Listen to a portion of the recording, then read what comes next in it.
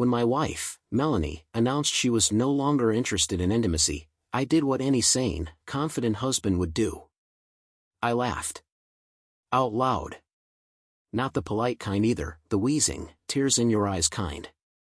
But Melanie just stared at me, her dark, enigmatic eyes unblinking, sipping her chamomile tea like she hadn't just drop-kicked our marriage into a strange, rule-less purgatory. I'm serious, Adam, she said in that calm, collected voice she always used when she was about to make my life more difficult.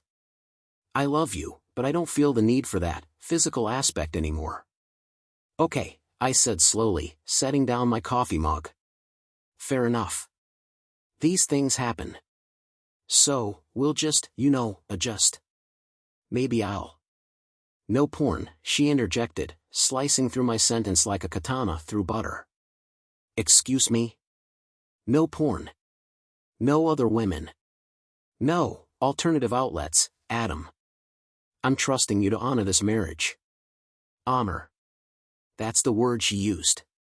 As though watching a harmless video featuring consenting adults was akin to donning a suit of armor and storming a battlefield. Now, let me set the stage for you. Melanie is not your average woman. She's the kind of beautiful that makes you question your own reality. Raven black hair that cascades like a waterfall, a sharp, regal face you'd expect to see on ancient Roman coins, and an uncanny ability to win every argument, even when she's objectively wrong.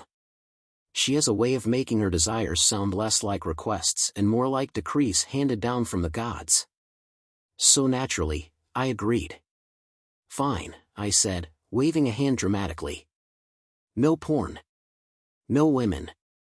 Just me and my newfound chastity belt. Perfect. She smiled, that serene, slightly condescending smile that made me want to both kiss and strangle her.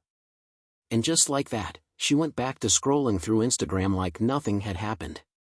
Meanwhile, I was left reeling, staring at my reflection in the microwave, wondering if I'd just been demoted from husband to monk.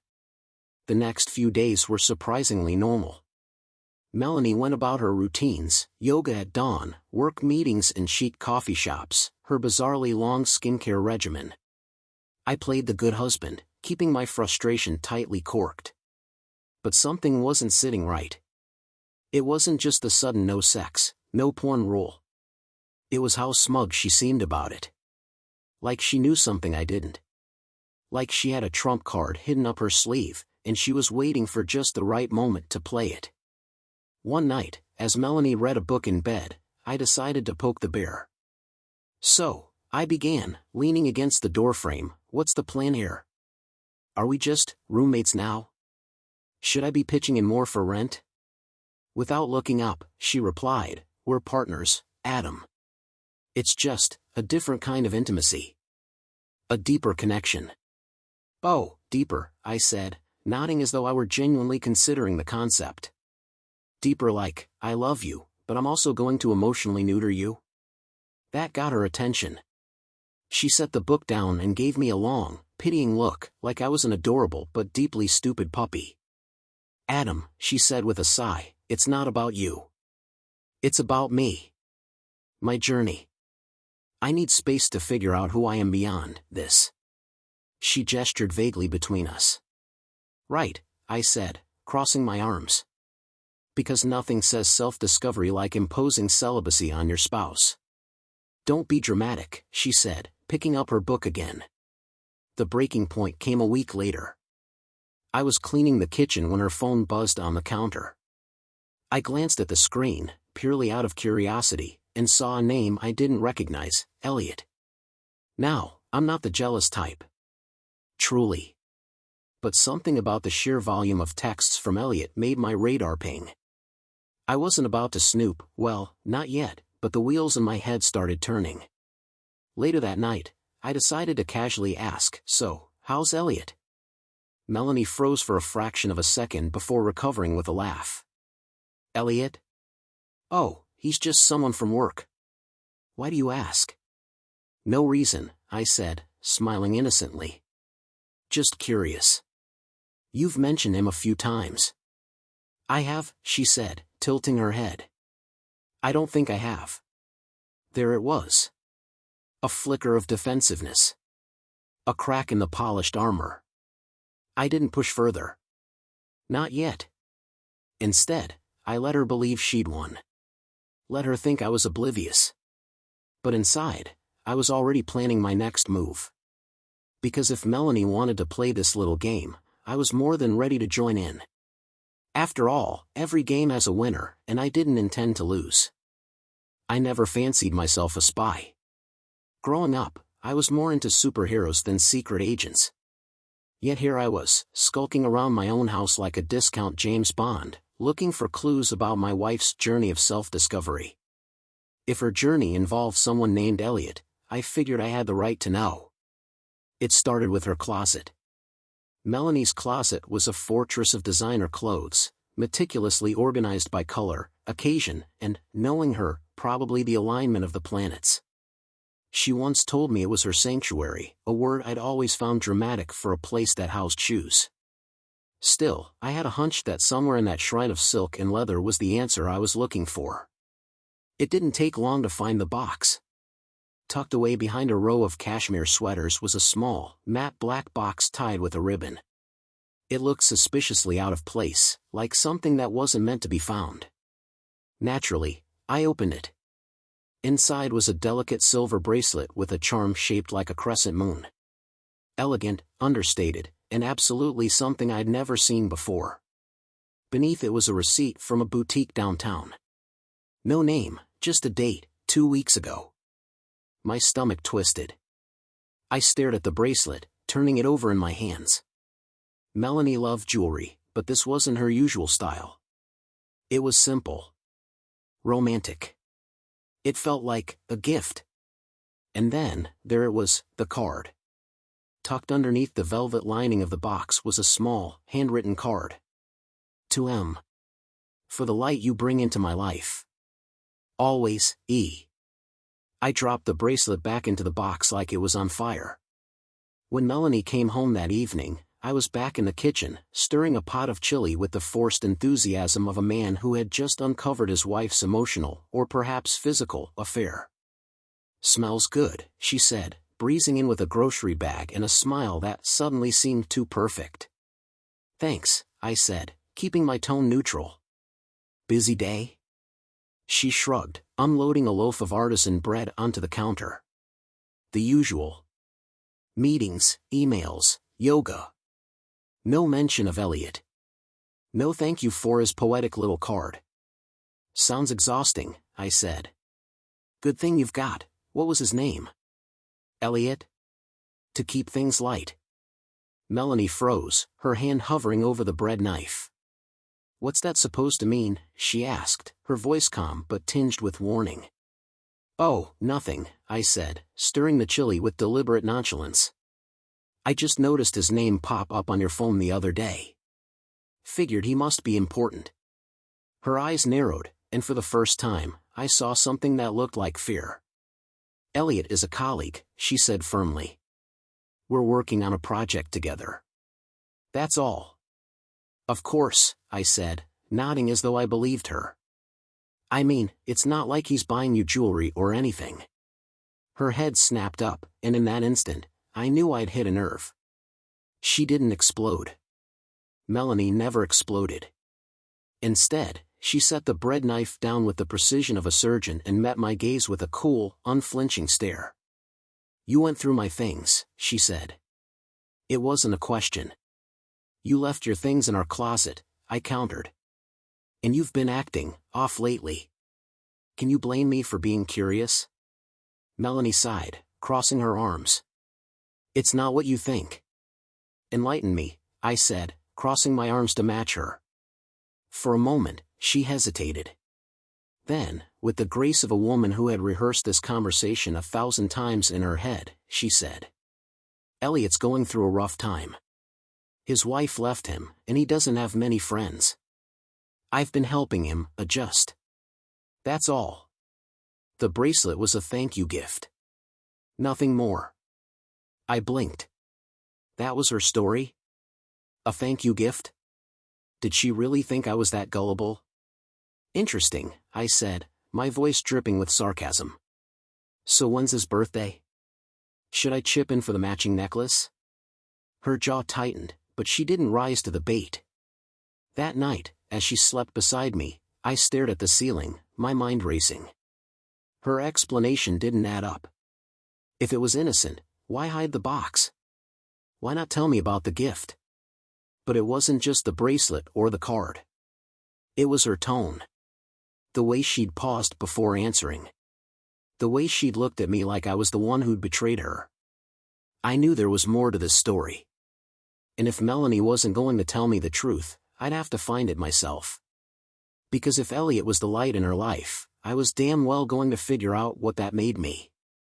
A week passed, and Elliot was still the elephant in the room, or rather, the elephant tiptoeing around the room while wearing a tuxedo and waving a neon sign that read "Ask About Me."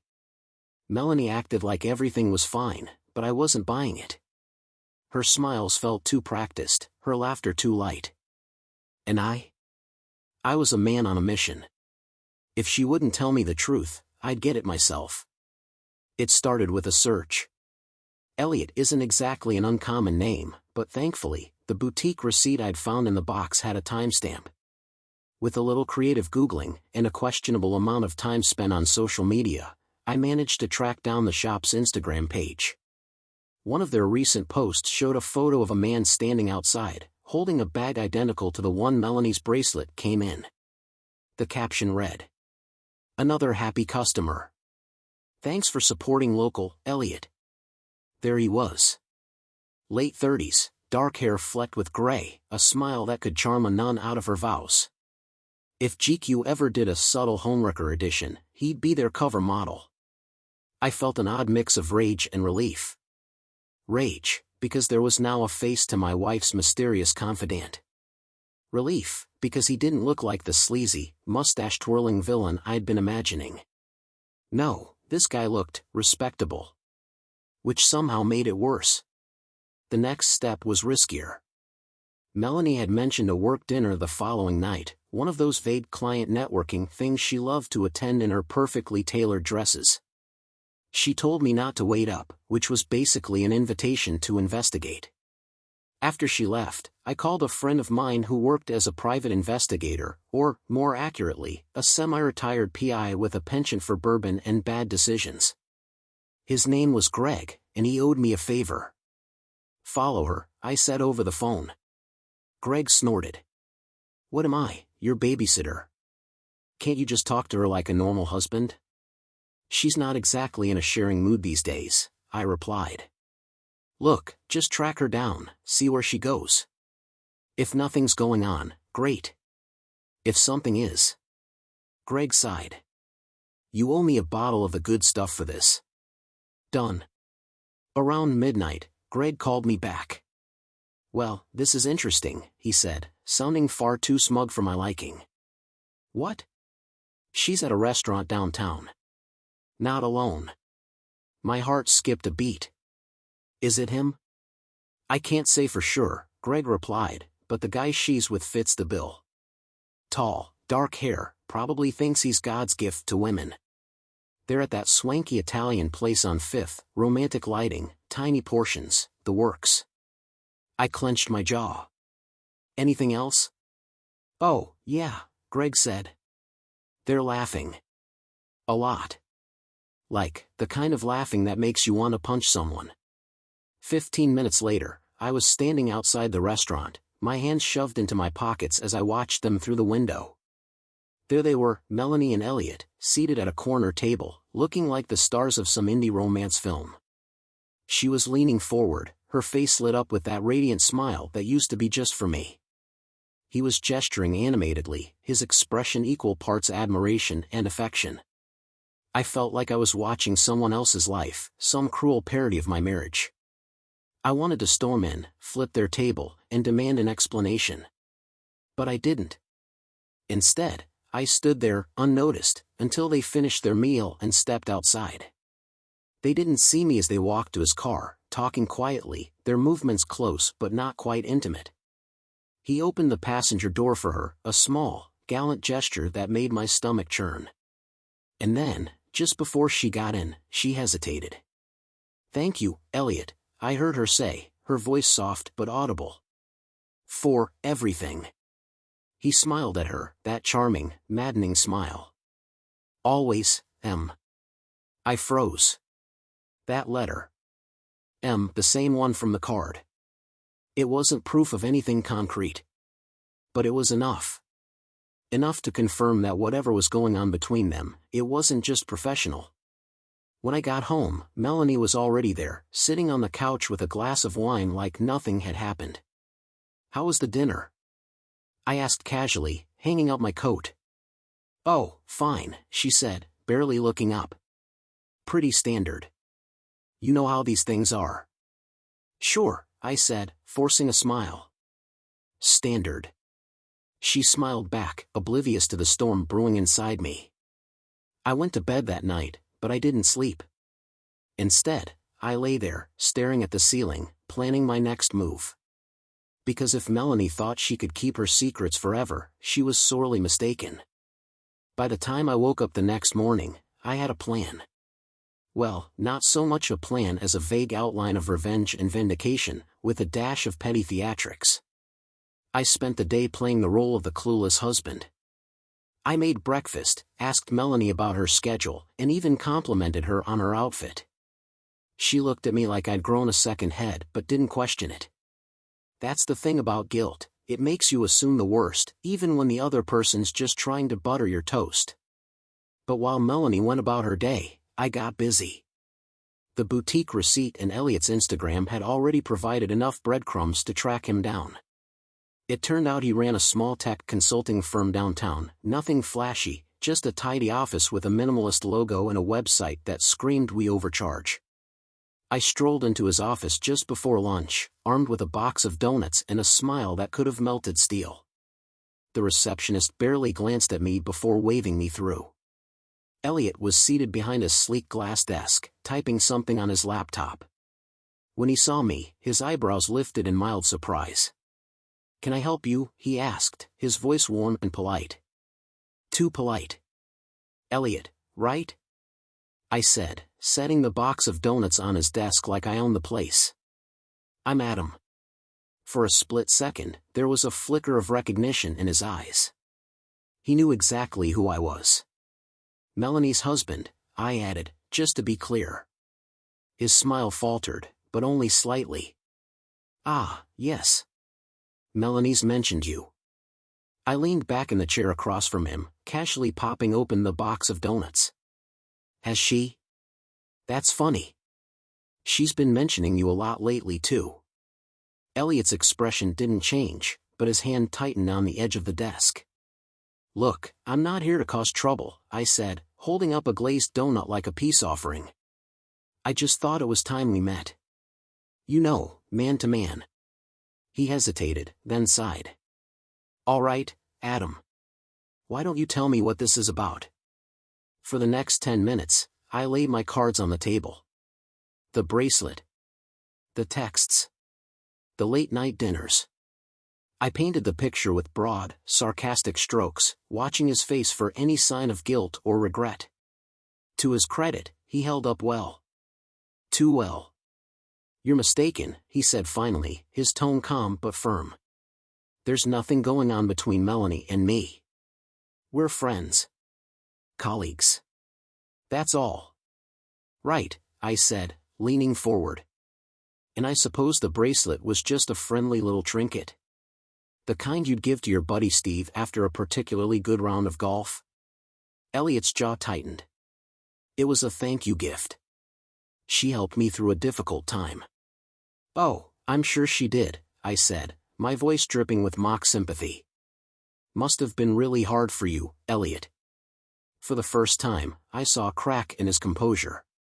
He leaned forward, his eyes narrowing. You think this is easy for her? He asked. Do you have any idea how much she struggles to balance everything? Her work, her emotions, you? Maybe instead of playing detective, you should be asking yourself why she needed someone else to lean on in the first place. That one hit like a punch to the gut. But I didn't flinch. You're right, I said, standing up and brushing imaginary lint off my jacket. Maybe I should. But first, let me give you some advice: stay away from my wife. When I got home, Melanie was in the kitchen, chopping vegetables for dinner. She glanced at me over her shoulder, her smile as radiant as ever. "You're home early," she said.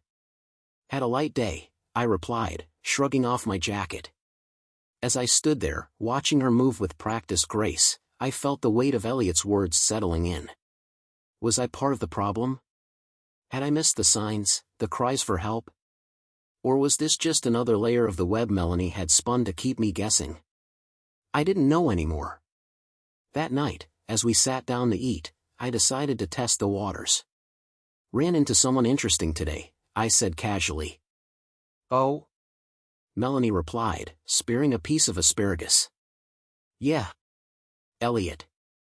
Her fork froze midair. She recovered quickly, but not quickly enough. "What were you doing with Elliot?" she asked, her tone carefully neutral. "Just thought I'd introduce myself," I said with a shrug. Seemed like the polite thing to do. Her eyes searched mine, looking for any sign of malice or intent. "And how did that go?" "Enlightening," I said, meeting her gaze. For a moment, we just stared at each other, the air between us heavy with unspoken words. Finally, she broke the silence. "Adam, I think we need to talk." "Oh," I said, leaning back in my chair. "I'd say we're long overdue." And just like that, the game was finally coming to a head. Melanie pushed her plate aside, her hands clasped tightly in her lap. She looked calm, but the flicker of nervous energy in her eyes betrayed her. "All right," I said, folding my arms. "Let's talk. You first." She took a deep breath, as if steeling herself for battle. "Adam, I know how this must look. But I need you to understand something. I never meant to hurt you." "Well," I said, raising my glass of wine, "that's reassuring. Because nothing says no harm done like sneaking around with some guy and hiding gifts in a box." Her jaw tightened. "It's not like that." "Then what is it like, Melanie? Enlighten me. Because from where I'm sitting, it looks an awful lot like you've been having your cake and eating it too." She stood up abruptly, pacing the length of the dining room like a caged animal. "It started out innocent," she said, her voice trembling slightly. "Elliot was just someone to talk to. Someone who listened. I didn't plan for it to evolve." "Evolve," I repeated, tasting the bitterness of the word. "That's one way to describe it." She stopped pacing and turned to face me, her hands gripping the back of a chair. "You don't understand what it's been like for me, Adam. I've felt lost. Disconnected. And every time I tried to talk to you about it, you either brushed me off or made a joke. I needed someone who could see me, really see me." "Save the Hallmark speech," I snapped. "You had someone who saw you." "Me? I've been here the whole damn time, Melanie."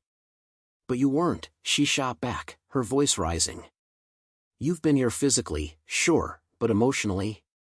You've been checked out for years." That hit harder than I expected.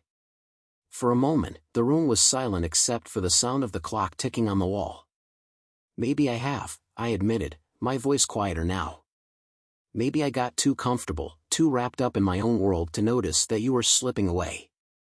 But you could have told me, Melanie. You could have fought for us." "I tried," she said, her voice breaking. "But every time I tried, it felt like I was shouting into a void. And then Elliot, he was just there.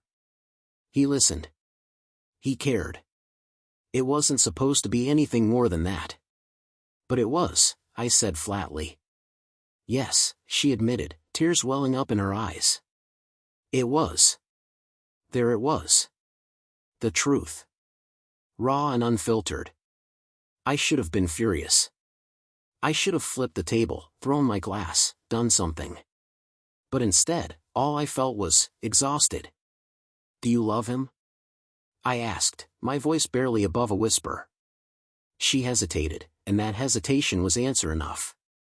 "I don't know," she said finally. "I love you, Adam. I always have. But what we have, it's not enough anymore.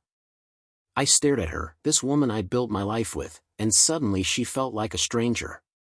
"Why didn't you just leave?" I asked. "If I wasn't enough, why stay? Why drag this out?" "Because I wanted to believe we could fix it," she said, her tears spilling over. "I thought if I could just hold on to what we had, maybe it would come back. But now, I don't know." I stood up, running a hand through my hair. "I don't know either, Melanie. I don't know if we can fix this." She nodded, wiping her cheeks. "So what happens now?" That was the million-dollar question, wasn't it? "I guess we figure out what's left," I said. "If there's anything worth saving. And if there isn't?" I met her gaze, the weight of everything we'd built, and everything we'd lost, crushing down on me. "Then we let go," I said. "For both our sakes." We spent the rest of the evening in silence, each of us lost in our own thoughts. The cracks in our marriage had been there for years, but now they were fully exposed, jagged and impossible to ignore. Maybe we'd find a way to bridge the gap. Maybe we wouldn't. But one thing was clear, the game was over. And neither of us had won. The morning after our conversation, the house felt different. Quieter, heavier, like the walls themselves were bracing for what came next. Melanie stayed in the bedroom longer than usual, and I didn't ask why. I wasn't sure what to say anymore. By the time she came downstairs, I'd already brewed a pot of coffee and was halfway through my second cup. She walked into the kitchen, her movements slower, more deliberate, like she was afraid to disturb the air between us. "Morning," she said softly. "Morning," I replied without looking up. She poured herself a cup and leaned against the counter, staring into the dark liquid as if it held all the answers. For a while, neither of us spoke. Finally, she broke the silence. "I'm going to stay at my sister's for a while." I wasn't surprised, but the words still hit like a punch to the gut. "All right," I said, keeping my voice steady. "How long?" "I don't know," she admitted, her fingers tracing the rim of her mug. "A few days. Maybe longer. I just need some space to think." Space. The word felt like a death knell, a soft, polite way of saying goodbye. I nodded, focusing on the swirl of steam rising from my coffee. "Take all the time you need." She set her mug down and looked at me, her eyes searching mine for something, approval, forgiveness, maybe even love. I wasn't sure if I had any of those left to give. "I'm sorry, Adam," she said, her voice barely above a whisper. "For everything." I looked at her, this woman I had loved for so long, and tried to summon the right words. But all I could manage was a nod. When she left, the house felt cavernous, its emptiness amplified by the echoes of our last conversation. I wandered through the rooms, aimless, touching the things she'd left behind, her favorite mug, the throw blanket she always wrapped herself in during movie nights, the dog-eared copy of Pride and Prejudice on the bedside table. It felt like a museum exhibit, relics of a marriage. That evening, I found myself sitting on the back porch with a bottle of whiskey and an old photo album. Flipping through the pages, I saw snapshots of a life that felt like it belonged to someone else. There we were on our honeymoon, grinning like idiots in front of the Eiffel Tower. There she was laughing at some long-forgotten joke, her hair a mess from the wind. And there I was, looking at her like she was the only thing in the world that mattered. What the hell happened to us? I muttered to no one in particular. The photo didn't answer. Later that night, my phone buzzed. A text from Melanie. "Made it to my sister's. Thank you for understanding." I stared at the screen for a long time before replying. "Take care, Em." It was the first time I'd called her that, borrowing Elliot's nickname. Maybe it was a subconscious jab, or maybe it was my way of acknowledging the version of her that I no longer knew. The days stretched into a week, then two. The silence in the house became less oppressive, more like an old coat you wear out of habit. I cleaned the closet, tossing out things I hadn't touched in years. I started running again, letting the pounding of my feet drown out the noise in my head. I didn't hear from Melanie much, and I didn't reach out. Maybe it was pride. Maybe it was fear. maybe it was both. But one evening, as I sat on the porch with my whiskey and my regrets, my phone buzzed again. This time, it wasn't Melanie. It was Elliot. The text was short, almost too casual. "I think we should talk." I stared at the message, my mind racing. Why now? What could he possibly have to say that I hadn't already heard? Against my better judgment, I replied, "Name the time and place." We met at a small park on the edge of town. It was late, the kind of quiet where every sound feels amplified. Elliot was already there when I arrived, leaning against a bench with his hands in his pockets. "Thanks for coming," he said as I approached. I folded my arms. "Let's skip the pleasantries, shall we? What do you want?" He sighed, rubbing the back of his neck. "Look, I know you probably hate me, and I don't blame you. But this isn't about me or even Melanie. It's about you." "Me?" I scoffed. "What the hell do you know about me?" "More than you think," he said, his voice calm but firm. "I know you're angry. I know you feel betrayed. But I also know you still love her, even if you can't admit it." His words hit harder than I cared to admit. "I'm not here to justify anything," he continued. I want you to know that she's not the villain in this story. And neither are you." I stared at him, the man who had somehow wedged himself into my marriage, and for the first time, I saw the guilt in his eyes. He wasn't trying to win. He wasn't even trying to explain. He was just trying to make peace. "Do you love her?" I asked, my voice barely audible. He hesitated, then nodded. "Yes. But that doesn't mean I deserve her. Or you." I didn't reply. What was there to say? When I got home, I sat in the quiet of the living room, Elliot's words echoing in my head. For the first time, I realized that love wasn't about possession or control. It wasn't about winning or losing. It was about knowing when to let go. And that's exactly what I was going to do. The morning after my meeting with Elliot, I woke up with a strange clarity. Not the kind you see in the movies, where the protagonist suddenly knows exactly what to do and charges off to fix their life. No, this was quieter. More like standing on a beach and realizing the tide has already taken everything out to sea. Melanie was still at her sister's, and the house felt less like a home and more like a waiting room. I wandered through it aimlessly, running my hand along furniture, picking up trinkets from vacations we'd taken, photos we'd framed. Each one felt like a relic from a past life. I wasn't angry anymore. I wasn't even sad. I was just done. That afternoon, I called Melanie. She answered on the second ring, her voice hesitant. "Hi, Adam." "Hey," I said, leaning against the kitchen counter. "I think we should talk." There was a long pause, the kind that holds 1,000 unspoken words. "Okay," she said finally. "Do you want me to come home?" "No," I replied. "I'll come to you." Her sister's house was a modest, cheerful place, with a front porch that looked like it belonged on a postcard. When I arrived, Melanie was sitting on the steps, a steaming mug of tea in her hands. She looked softer somehow. Less guarded. "Hi," she said as I approached. "Hi," I replied, sitting down beside her. For a while, we just sat there, watching the world go by. It felt almost normal, like we were two old friends catching up instead of a couple standing on the edge of a precipice. Finally, I broke the silence.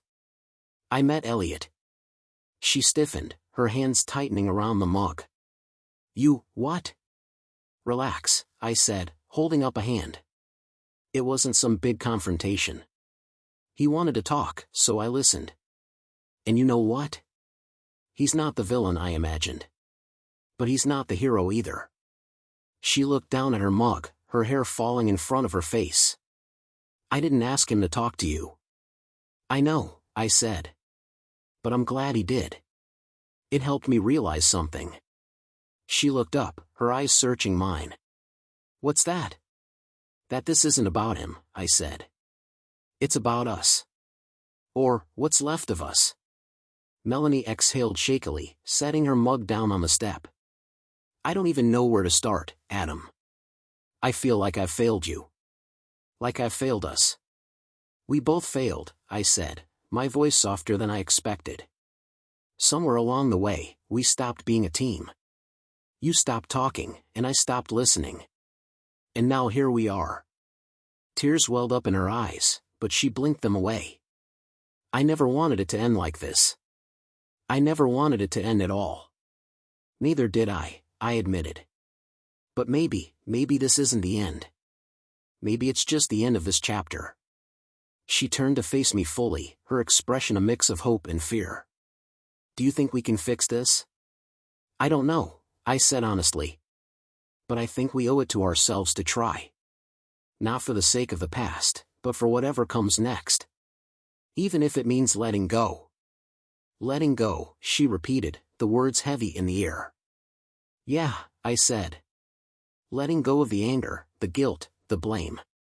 Letting go of what we thought this marriage was supposed to be, so we can figure out what it can be. For the first time in weeks, she smiled, a small, tentative smile, but a smile nonetheless. Okay, she said. Let's try. That night, as I drove home, I felt a flicker of something I hadn't felt in a long time. Hope. Not the naive, all-consuming kind, but the quiet kind that sneaks up on you when you least expect it. I didn't know what the future held for us. Maybe we'd find our way back to each other. Maybe we wouldn't. But for the first time, I felt like we were finally on the same page. And that was enough. For now. The next few weeks were a careful dance. Melanie came back home, but the house didn't feel the same.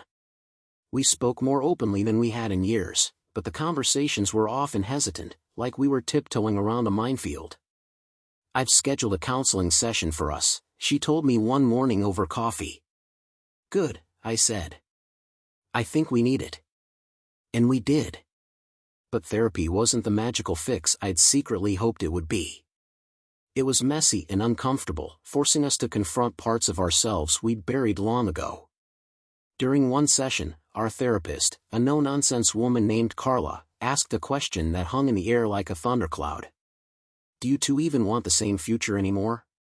We sat there in silence, the weight of the question pressing down on us. Finally, Melanie spoke. I don't know, she admitted. I thought I did, but now. I'm not sure. Her words felt like a punch to the chest, but I couldn't argue. I don't know either, I said. But I want to find out. At home, the therapy sessions started bleeding into our daily lives. We'd sit at the dinner table and ask each other questions we'd avoided for years. What made you fall out of love with me? I asked one evening, my voice steady despite the storm raging inside me. Melanie didn't flinch. I didn't fall out of love, she said. I just forgot what it felt like. And I think you did too. She wasn't wrong. Slowly, the tension between us began to thaw. We started doing little things for each other again, leaving notes on the fridge, making each other coffee in the morning, sitting together on the couch without the TV on. But as much as we tried, something still felt fractured. One night, I found Melanie sitting in the living room, staring at an old photo of us on our honeymoon. Do you remember this? She asked, her voice soft. I nodded, sitting down beside her. You were terrified of heights, but you climbed to the top of the Eiffel Tower anyway. She smiled faintly. Because you wanted the view. No, I said, taking the photo from her. Because I wanted to see it with you. Her eyes filled with tears, and for a moment, I thought we'd finally broken through. But then she shook her head. I don't know if we can get back to that, she said. I want to, but it feels like trying to hold on to smoke. The next morning, Melanie handed me an envelope. Inside was a letter, written in her neat, flowing handwriting. Adam. I've been thinking a lot about us. About everything we've been through, and everything we've tried to fix. And I think the hardest thing I've had to accept is that love isn't always enough. I love you. I always will. But somewhere along the way, we stopped growing together and started growing apart. And maybe that's okay. Maybe we're not meant to end this journey the same way we started it. I'm leaving. Not forever, but for a while. I need to figure out who I am without you, and I think you need to do the same. Maybe we'll find our way back to each other. Maybe we won't. But I want you to know that no matter what happens, you'll always be the most important chapter in my life. Thank you for everything, Adam. For loving me, even when it was hard.